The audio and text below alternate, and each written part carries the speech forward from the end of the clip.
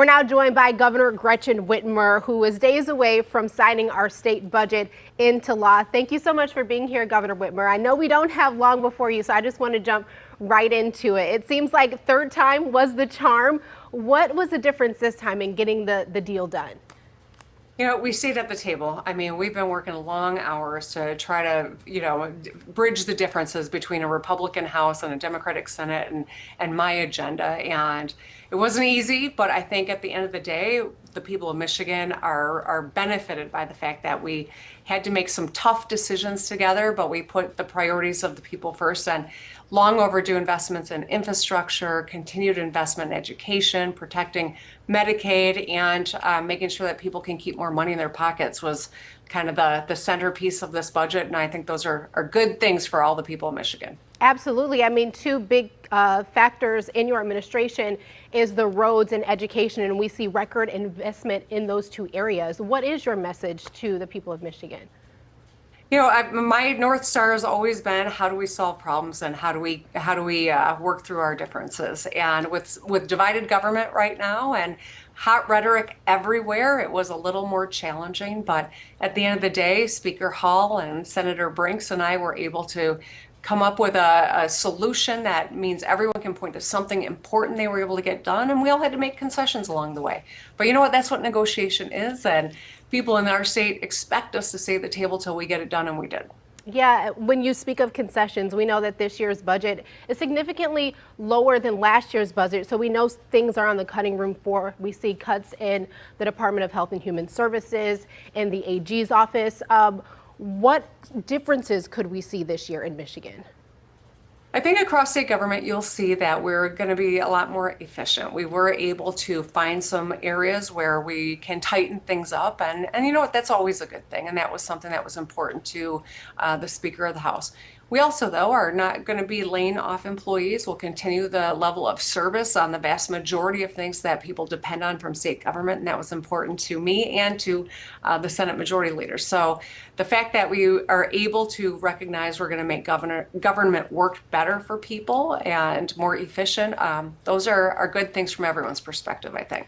Yeah, and you mentioned increases in public safety. Can you break that down a little bit? Yeah, so we've been working on this public safety fund. It'll go kind of through the revenue sharing formula and help our local governments make sure that we continue to invest in our first responders and all the things that people in our communities expect. And I'm pleased that that was a part of getting this done as well.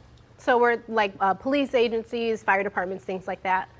That's right. And you know what? One of the things that I think this week started so hard, and certainly there are a lot of families suffering still from the wake of what happened in Grand Blanc on Sunday. But we also saw why it's so important that we have DNR conservation officers, why we have important, police departments, why they're so important when we need them. We want people to be able to show up fast and be able to keep us safe. And so that was just maybe a stark reminder going into this week why continued support of public safety is really important for all of us. Yeah, and I think a lot of Michiganders can kind of breathe a sigh of relief now that the budget will be signed into law. Any thoughts on what's happening in D.C.? Lots of thoughts, but not a lot of time. I'll just say I hope that they resolve their differences. Every day that goes by with the federal shutdown, we will feel it more deeply and profoundly. We know that there are a lot of federal workers who live in Michigan who are now wondering, are they going to get a paycheck? Are we going to continue to make sure that the federal government does its job, inspects our food, make sure the FAA is working? And there's just so many aspects of how the federal government touches our lives every day. And I'm hopeful that they can see what we did and stay at the table, address their differences and keep the government open or get it back open. Absolutely. And lastly, Governor Whitmer, we know the tax on marijuana, $420 million investment into our roads. That wasn't met with applause all the way around. Some people say it hurts small businesses. What are your thoughts? Yeah, I understand. I'm not unsympathetic to that. I think it's important to recognize a couple of things.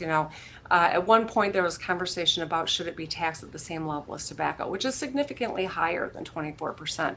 We negotiated down to 24%, and that actually is the median in terms of how marijuana is taxed in, amongst other states. And so we think that'll continue to make sure that our industry is competitive, but also is held to the same standard that that this industry is held in other states as well.